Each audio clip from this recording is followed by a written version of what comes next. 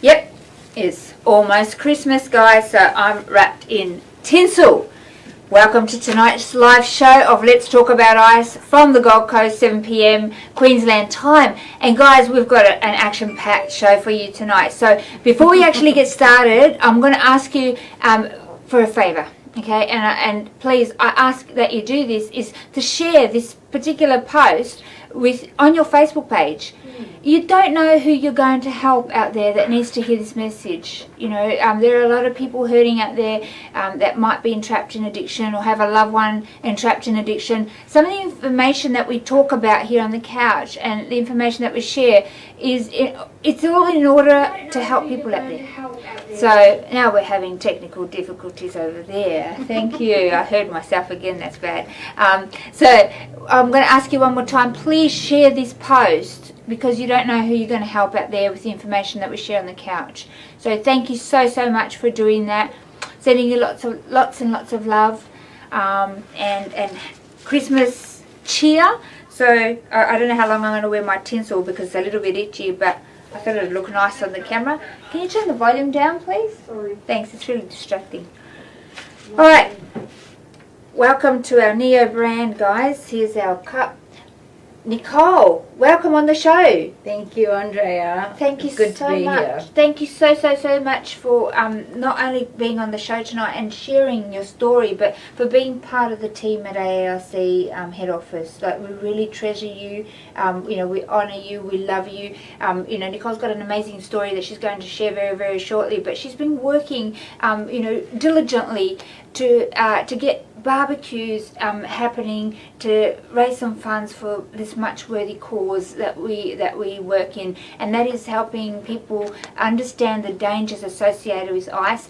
But also we help people that are entrapped in addiction. We help them create pathways into recovery. So we hold their hand, we love on them because somebody helped us one day. Hey. So we really honour and treasure you, and we thank you for all the amazing work that you've been doing behind the scenes, and people don't get to appreciate that. You know, they don't get to see that, you know, so I really want to put that out there that, you know, you are an incredible part of the team, and I look forward to engaging in the training with you, to have you on board as one of our presenters. So I'm really excited about that because I know you've got a lot to share. And you've got a beautiful heart, and your heart is that, you know, you don't want anybody else to go through this like all of us. So thank you for being on the show tonight. Before we get started on your journey and sharing that, I just want to do a few shout outs. Firstly, I want to remind you that you can get your Neo brand cups and mugs for Christmas. Put them in your Christmas stocking and know that you're helping a good cause. They're only $15. You can buy them off our webpage. Okay, there's a secure PayPal method there, and that webpage is www.australianantiicecampaign.org.au. So Christmas cheer to our water or cup of tea nowadays. Cheers to you. And get your black Neo cup on the website. Along with that, some other Christmas ideas for you. We have our, these are the light ones. Can I have the dark one up there, please? Yeah, that one. Woohoo! She's good at throwing. Okay, this is our new Neo cap. It doesn't look as good on me as it did on you, Nicole, but we didn't want to have flat hair day. So, guys, have a look. They are out, they are here, they are in stock. You can place an order today. We'll post them out straight away. It is our Neo brand of caps. Check out this one. I don't know if you can see that close up, or if Brad can get it such a close up there. Brad's behind the camera, by the way, so he will be putting in the details. Yeah, down forward a bit like that. Awesome. He will be putting his company details here because he has some amazing, you know, talent to film things and some programs that, you know, can film at all different angles. So we've got to make sure that the back of our hair is not, you know, flat. But check this out. So this has got on the rim here, we've got the NEO right across the rim. I got excited about that. I've never seen that before. But on the back, we've got our not even one symbol. Yeah, and they are really good quality. Like, I love them. I really love them. So that's just the standard cap, and then we have the flat cap. And here's the flat cap. So the flat cap is like the young ones really like the flat cap. Like, it's like a really flat, like, front, right? And it pushes down my fringe too much. But here, you got NEO under the cap. There's a little surprise there for you to look at, I guess. You can look up like this, and remember, not even once, hey? So on the back here, we have our No to Ice symbols. So they are in stock. The mugs are in stock. Place your order today, guys, and get them in before Christmas, and you can put them into your kids' Christmas stocking. People that you're going to give presents to, your loved ones, and help a worthy cause. Yeah, help educate your youth on the dangers of ice. And you can also get your T-shirts on that site as well. So Nicole's proudly wearing her T-shirt. And I have to take this off. I'm really sorry. We'll keep it very Christmassy around here behind us. But we do have a few shout outs, and Nicole, I might get you to help me with that, because you've been working so hard with these with the people that we're going to do shout outs to, who are helping us with the barbecue. Sure. So we've had a few donations from a few wonderful companies, including Warwick Meats at Mollendiner. They donated 200 sausages to our barbecue. Wow, thank you. Thank you so much. Really appreciate it. Also, Michael Crandon, the member for Coomera, donated 8 times 24 containers of water bottles. So that's awesome. Thank you, Michael. So much. You're such a blessing. Across the road at Drake's Supermarket, they donated over 200 cans of mixed soft drinks. Yay! So that's really cool. And out of the 200 and something, there was only like one that was unable to be reused. So that's pretty bloody cool. Awesome. And we'd like to thank also and ice, but you know what we say, not even frozen water. No, That's to what we ice. mean, So no frozen frozen water. That's it. Yeah. I had it in a classroom once. This beautiful little kid says to puts his hand up and said, "What do you know about ice?" And he says, and he was only young, he's very naive, and he said, "Oh, you put water in the trays and you put them in the freezer." And I said, "Yes, that is one form of ice, but today we're not here to talk about that ice. We're here to talk about the drug ice." So this is our Let's Talk About Ice show, guys. From head office, we're here to talk about ice, and it's all in the name of education and awareness. So we are here to share in hope that you can learn more about this particular drug, but addiction and recovery as well. So if you have a loved one that's entrapped in addiction, now's a really good time to take this link and flick it over to them, message it over to them, so they can watch it. Yeah. And we've had a lot of people get help from people sending links out, and we've been able to. They've watched the show and said, I want recovery too. If they could do it, I can do it. And they've reached out for help, and we've been able to help several people from this show. So it's a real privilege to be here. And so we're going to have a chat with Nicole, and we're going to find out a little bit about Nicole's story. Nicole, looking at you, you're just beautiful, beautiful soul. You can see the love in her eyes, and she's just gorgeous, gorgeous person. We're really blessed to have you. But I just looking at you, I wouldn't say, that you've been through addiction. Like, what happened? Like, when did you first start using drugs? Like, oh gosh, I reflect on this quite frequently, and things pop up. Like memories come back, new memories come back. The longer I stay abstinent from drugs, and one came up the other day that I didn't even recognize that was an issue. And the first time I ever really started taking any sort of drugs was when I was in grade 6 or 7, and that was taking prescription pills prescribed to someone else. Mm-hmm. Feeling so angry and upset and frustrated that I thought I knew there was something wrong with me. And I took these tablets that this friend of mine had been given for a diagnosis that she'd been given, and hoping that they made me feel better. Okay. So did you take the right amounts? You weren't intending on overdosing or harming yourself or anything. You just wanted to stop what was going on inside you. Yeah, I didn't know anything about the right amounts at that age. Yeah. So grade 6. Yeah. Wow. Yeah. Do you know what you took? Sodium valproate. And what's that used for? Bipolar. Okay. So you were having the same kind of symptoms as your friend, and you thought that could help you? Yeah. Right. And what did that lead to, Nicole? Like, how did that escalate? Like, how did you get from taking that to ice? Well, next the next drug that I took was alcohol. Mm. You know, I was allowed, I probably sniffed out alcohol, like, you know, the alcohol that was around the house to start with. And I didn't like the alcohol that was around the house very much. Like, you know, I remember getting into the gin, and the gin was not nice. But I still did it. Yeah. Because it made me not feel the way I was feeling, you know. Mm. But alcohol really wasn't my cup of tea. Mm. You know, pardon any pun or whatever. Yeah. But when I found pot is what I really loved for a while. Okay. So you moved from prescribed tablets to alcohol, and then to pot. Yeah. And so you stayed around pot, and then were you introduced to ice after that? No. What happened?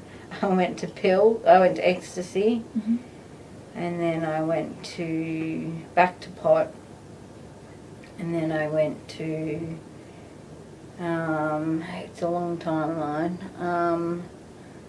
there's a lot of everything. I think I've done everything in the mix except for cocaine and heroin. And by the time I went from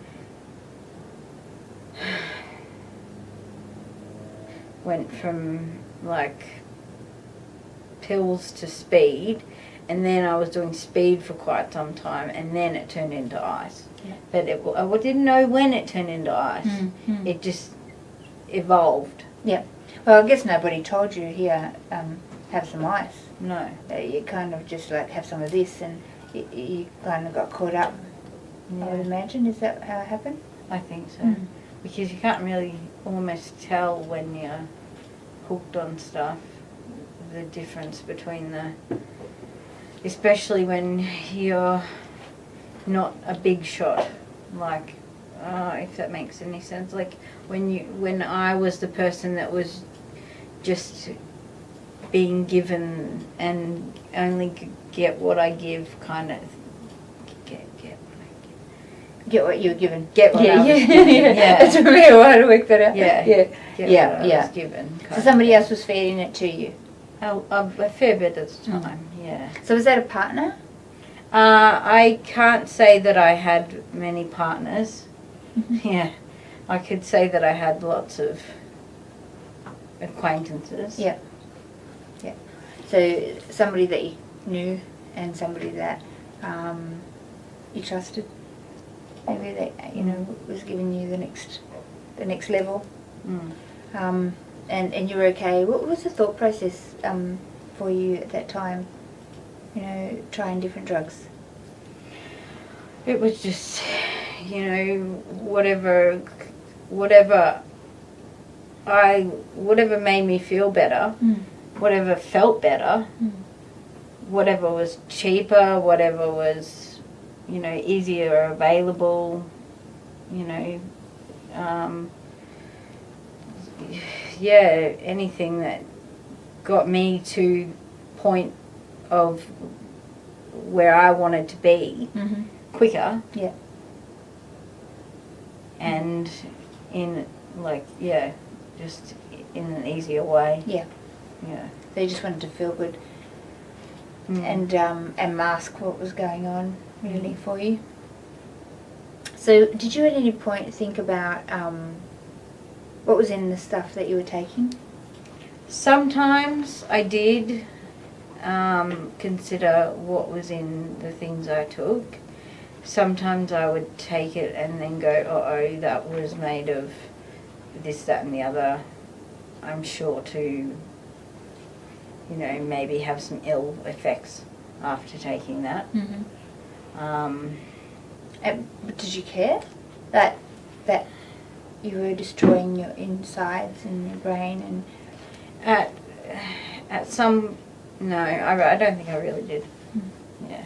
So you were hurting that much? Yeah. I don't know that I'd say I was hurting.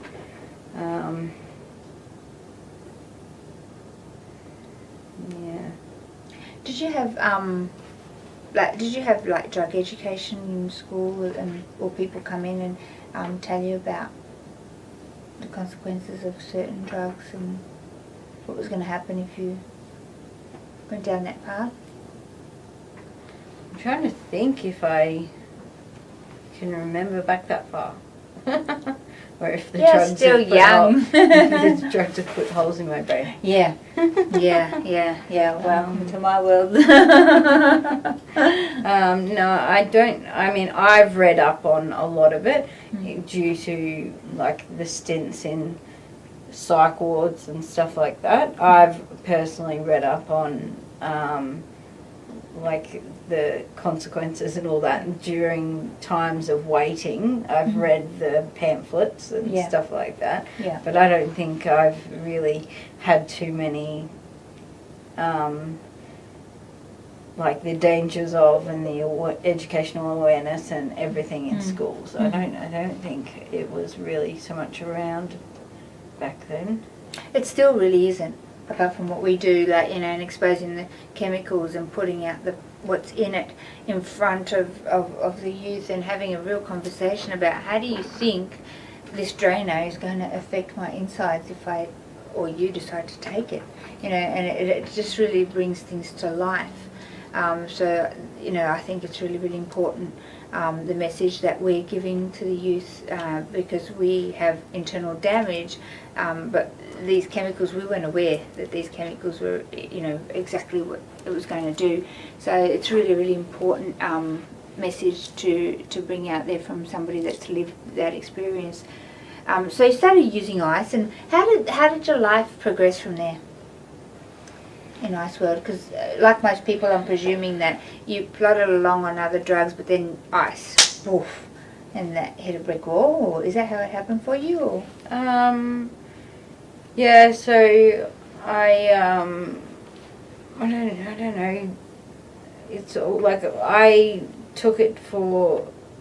I tried to work the timeline out with you the other day, and I think it was only probably about a year or just over a year that I actually took ice for, and there was a pretty short, rapid decline, and within that year or so, I was kicked out of the house I was living in at my mother's, and I was working in a job at a bottle shop, and I thought the person that my manager didn't know that I was using, and they told me they clearly did know,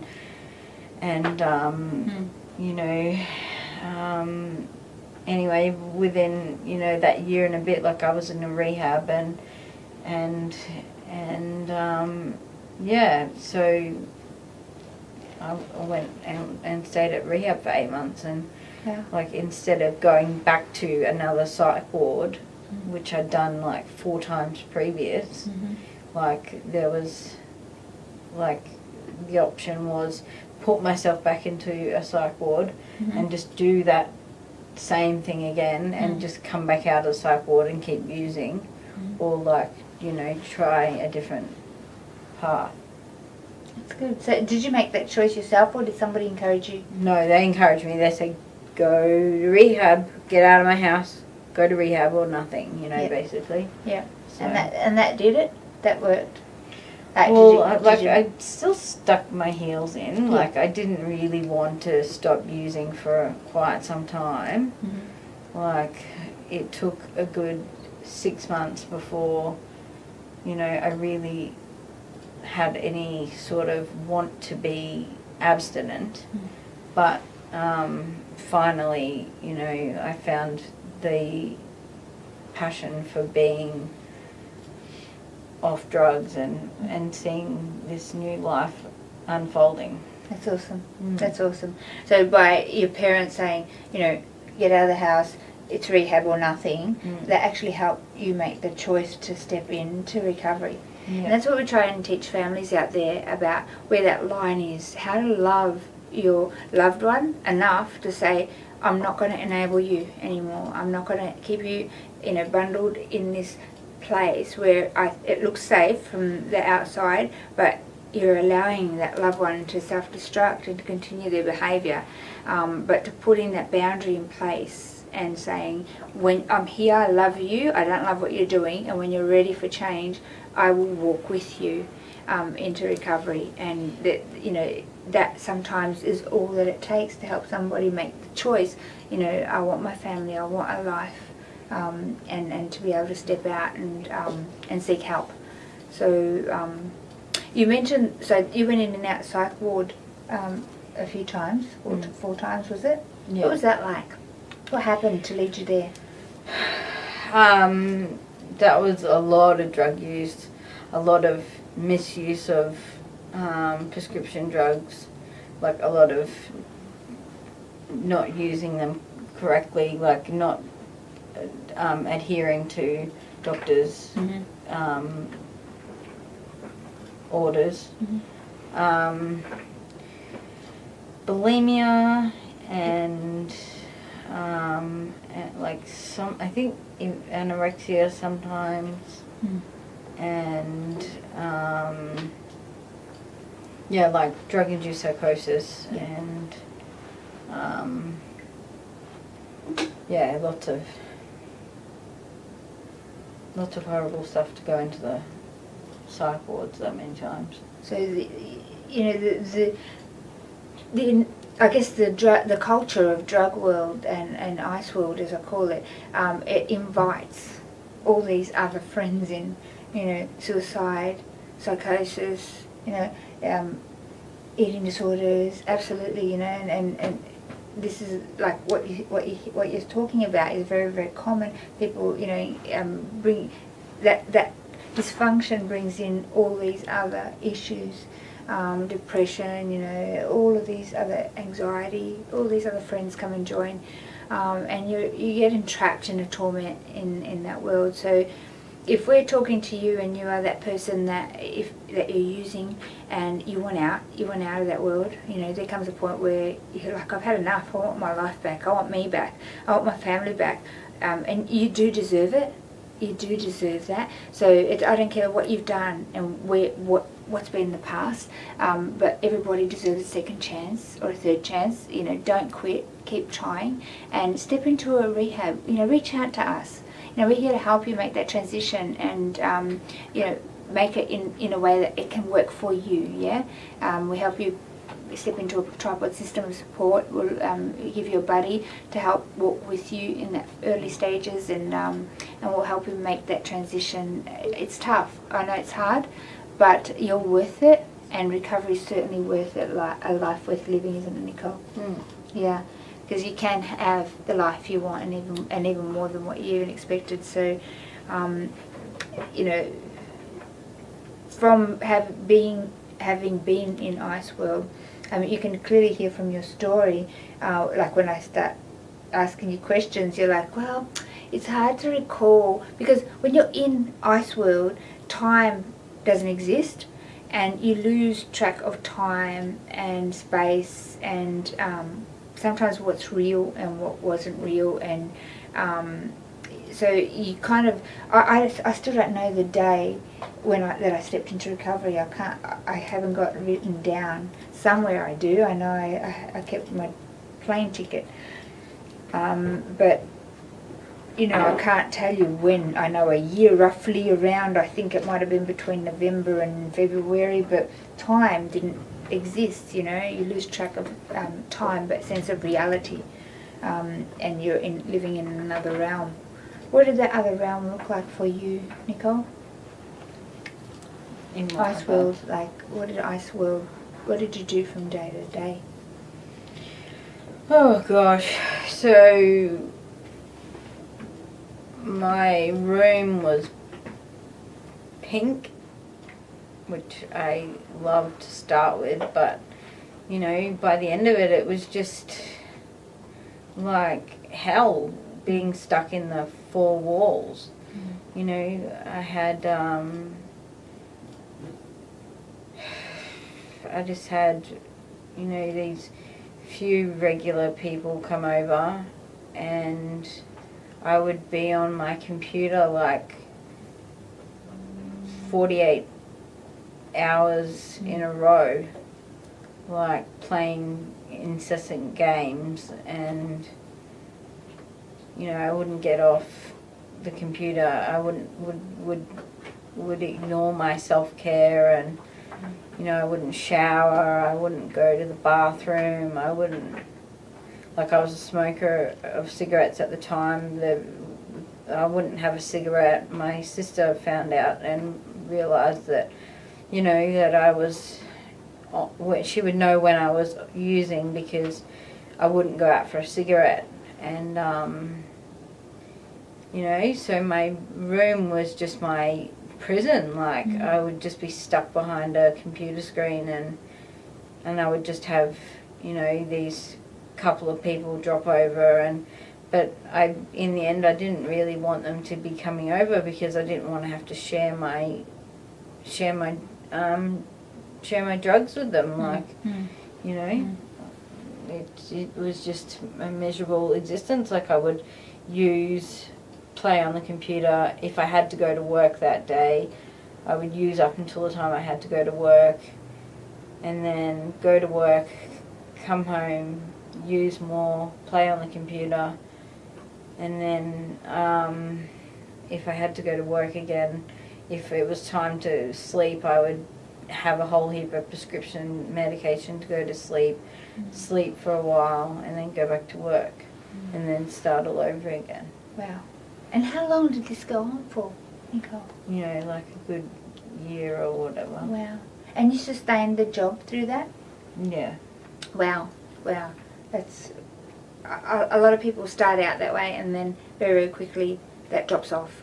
I remember, you know, through addiction, the first year, I remember, you know, still doing stuff, but the second year, like, I don't remember, you know, doing stuff, like, because I was applying for jobs, and when I moved to Melbourne, and I thought I was okay, but like you said, you know, you thought your boss didn't know, but they did. And you can't, as the addict, you can't see that there's anything wrong. You don't think you have a problem. You think that people don't know that you're using drugs, and because I don't know, did you smoke or did you shoot up? Smoke it. A lot of people that smoke it, like myself, think, oh, I'm not a druggie because I'm not shooting it up or popping a pill. I'm just having a bit of a smoke, you know. And that is misconception. That's a misconception. It doesn't matter how you use. You're still using. You're still a user of drugs, and it became for me. And I'll mention it to you how fast it took over your life, but it became every day, very, very quickly. So, you know, in the using and working, and you started using every day, like straight away, or was that something that escalated? No, I didn't use it every day straight away. Because, like, I think, I don't know, it was only the last couple of months that I was using when I had the funds to do so, I think. Or I had the means to do so. Or the people to access to do so. So in the beginning it was a bit harder for you to get?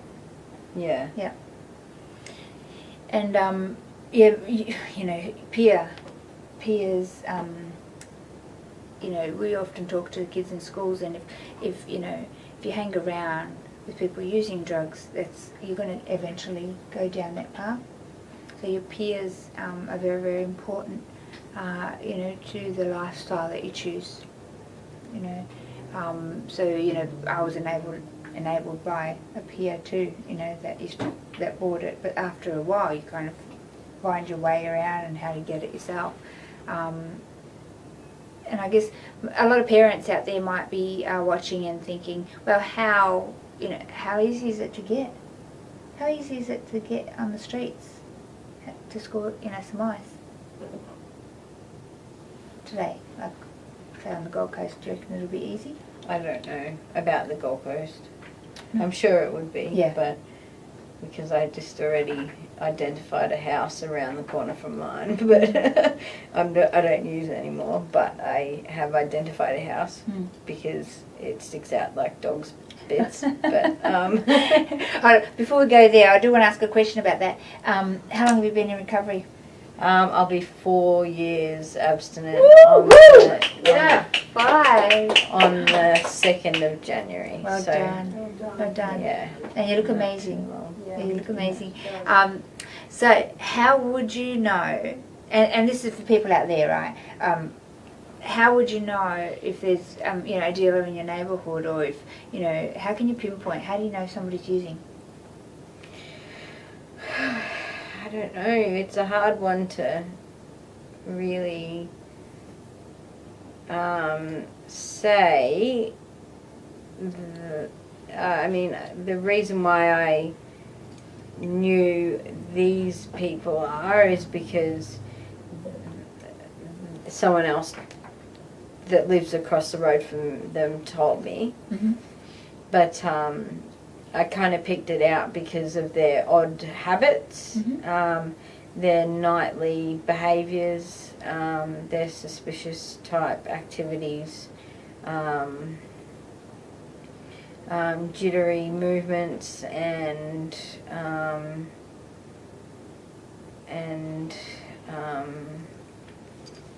yeah, that's the kind of like twitchy kind of odd. So they're like up through the nights and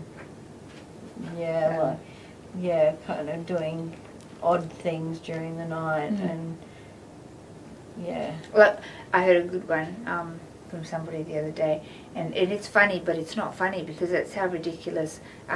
You know, that people on ice, I did weird things too, but now looking back at it and thinking, what was so good about that? You know, what was going through my mind that I thought that, you know, that was normal. But somebody told me that they saw somebody across the road and they were on ice and they were naked in their driveway, painting the driveway with no paint in the paint tin, you know, in the night, painting their driveway, you know, got to keep up the appearances.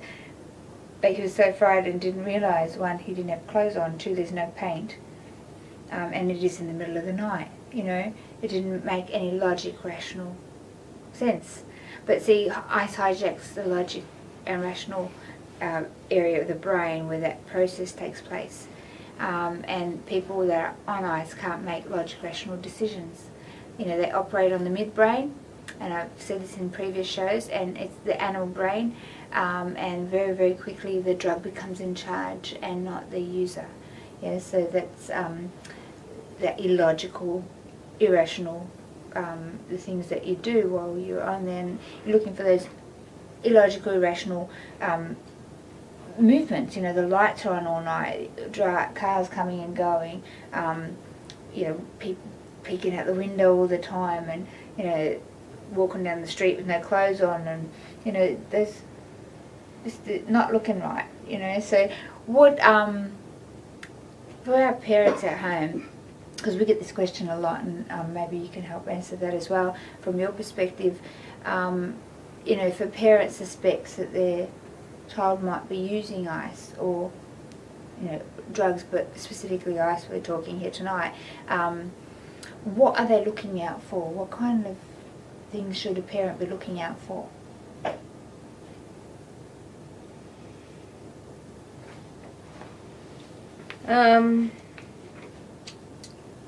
Gosh.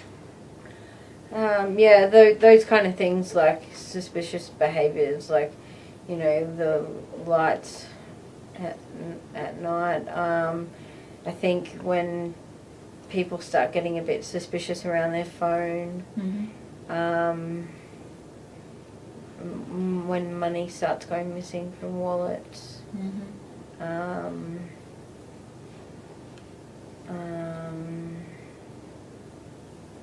like when the stories start getting mixed up a bit, when you ask questions and stories start getting mixed up a bit. Yeah. The isolation you mentioned, you know, you shutting yourself off in your room was a sign for your sister noticed that you weren't going out for a cigarette. So that isolation is huge, guys. You know, people, ice is not a party drug. It is a drug that is very internal and isolates people from society, from reality. Yeah, and divides families, divides friends, and it really takes a person that's using into an area of isolation. And as depression kicks in, because the dopamine's not being produced and supplied, it is a very lonely place of torment, and often people, you know, visit suicide because of that feeling of alone and isolation, so, and depression together. So isolation, I think, is a biggie, you know, cutting themselves off, not turning up to things, family things, not turning up, not being present, you know, then you're talking, you know, hot sweats, or, you know, it might be freezing, but they're in a singlet and shorts, and their temperature, they're dripping, you know, they're hot all the time, dry mouth and fast speech. You know, you're looking for odd behaviour, you know. You're looking for a glass smoking pipe, you know, or needles. Sometimes, you know, even light globes. I've known about that. Yep.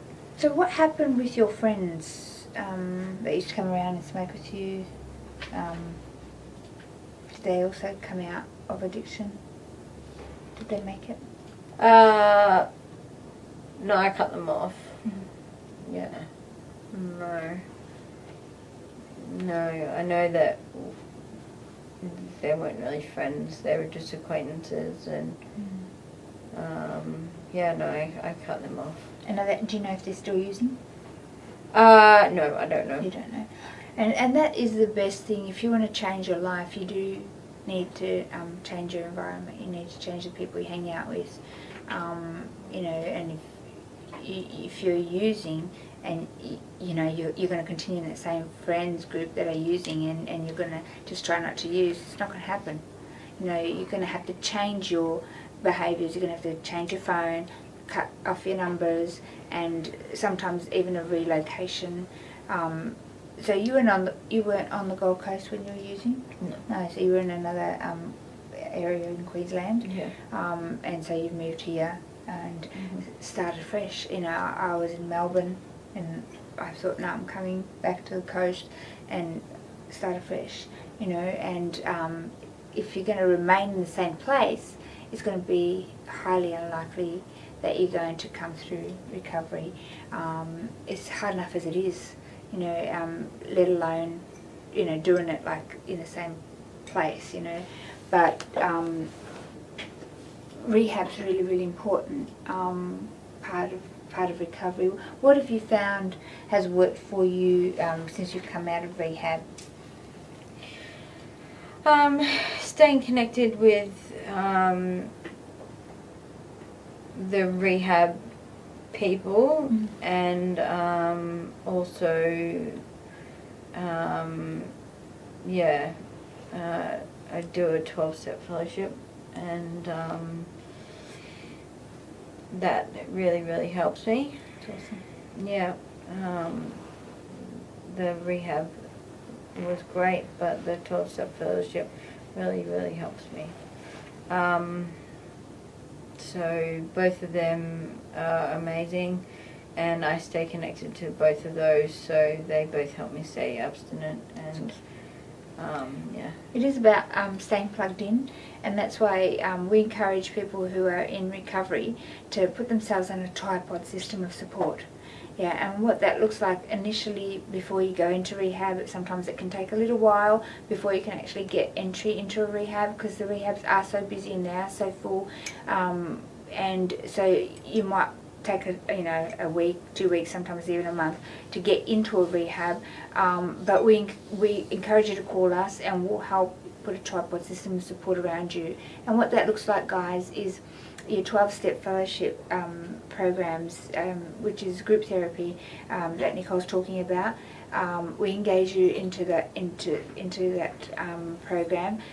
We give you a buddy, which is a support person, and we give you some resources to contact a drug and alcohol counsellor to start the process of unpacking the underlying issues around your addiction. Yeah, when you're stepping out, there's so many things to deal with, and we don't want you to do that alone, because it's extremely difficult to do that alone without the right tools. And when you're first in recovery, your brain is in such a mess, your emotions are in such a mess, that it makes it difficult to try and unpack that on your own. So we encourage you to step into a tripod system of support. After coming out of rehab, we also, like all of our presenters, even myself, yourself, stay engaged in that tripod system of support. It's like a framework around you, to keep as bumpers. Because we're all capable of, falling, we're all capable of, having a down day, or, not feeling good, or, having mixed, life happens, but the last thing you want to do is to fall back in, or go back into that entrapment that might, for a minute, seem like a band-aid fix, but it's going to come tumbling down as a wall that you didn't want to smash into. So we encourage you to get yourself on a tripod system of support. So that's your fellowship groups, group therapy, whether it's NA, AA, CMA, a church, but a group that can love you back to life unconditionally, that you can speak amongst or listen to and be encouraged. To engage with a support person, a buddy, a sponsor, and to have your drug and alcohol counsellor.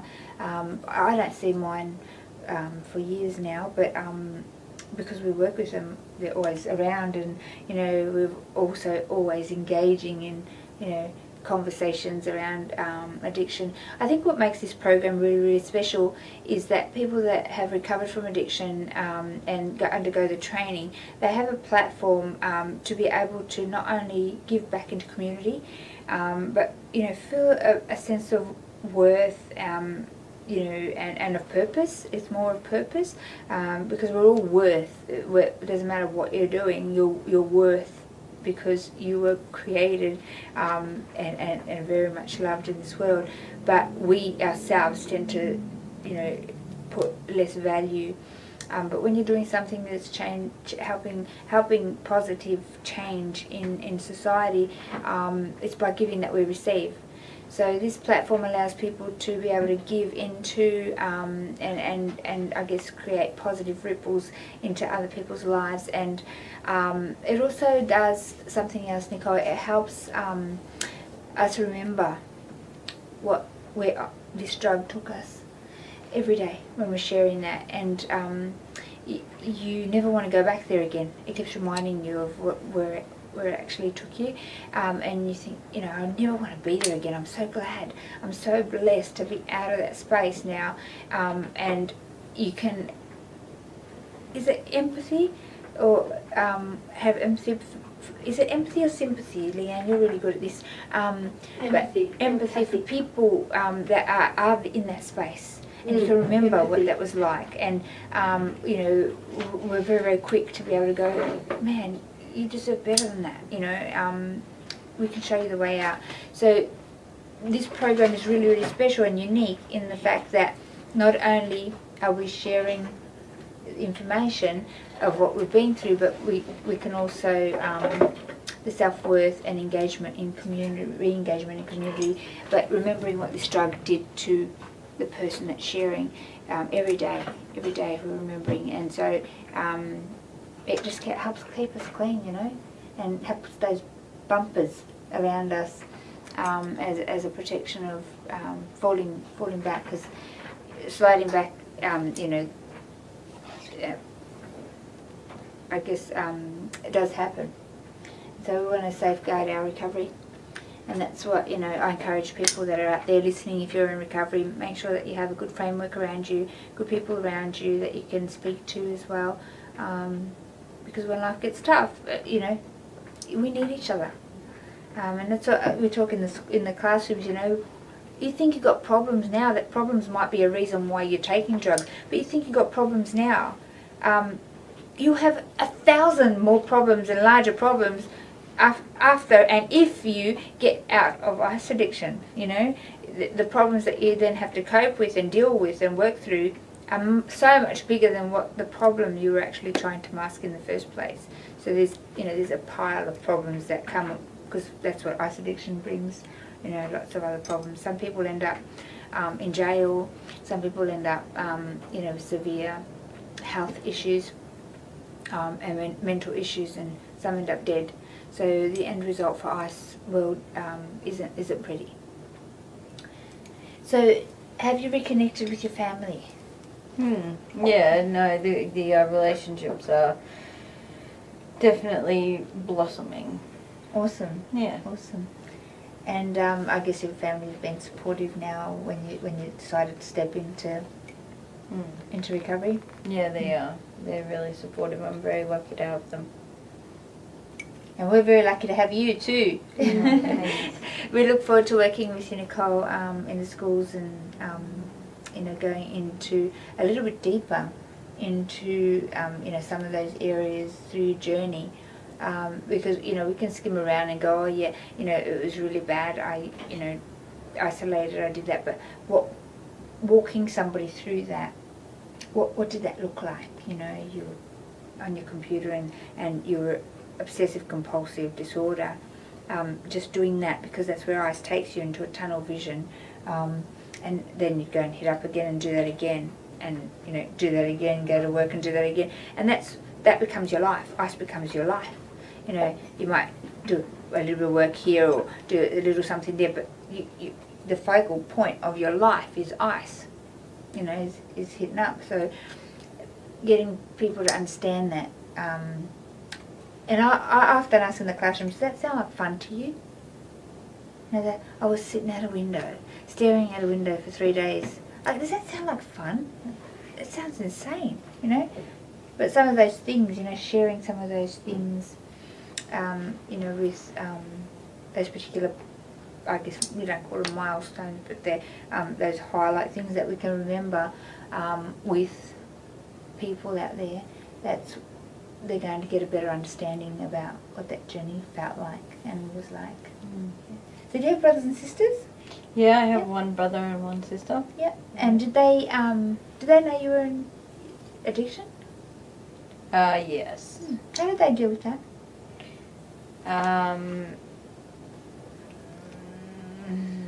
They dealt with it in their own ways. Did your family have family support? My auntie's been very supportive, yeah.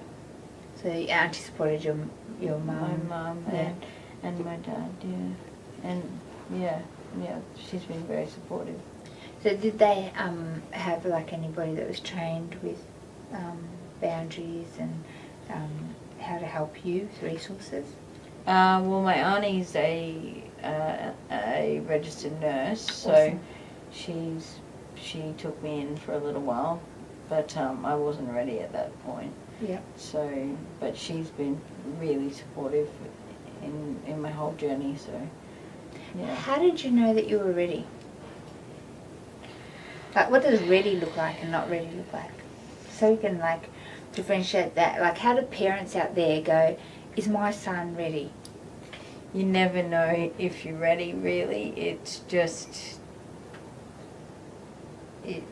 I don't think no one else can say when someone else is ready, but there's never a time not to be ready, if that makes sense. Yep. It's just time to do it. Yeah. Yeah, it's just time to take the leap.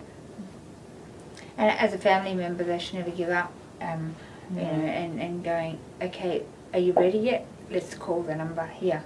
Let's do this, you know. Yeah. You can't give up. You know, I've known people that were in addiction for many years, and people didn't give up on them, and they've made it through. And I'm talking like 10 years, you know. For you it was 1 year in ice addiction, but there was addiction happening before. For like 14 years. Wow, 14 years. And you've come out, and look at you now, you know, amazing. You know, so recovery is possible, guys. We're here to tell you that. But, you know, it's easier to do it when you have help and support. So I'm going to give out some numbers online now at the moment. Leanne will write that down. Head office number is 0756656063. And a family support number is 0481 844 555. So you'll see that coming up on the bottom of the screen there. And our webpage, if you want to get in touch, we are always online, okay? And we're there for you to reach out to have a chat. If you are a family member that would like some support, please give us a call, or reach out via private message on our webpage or on our Facebook.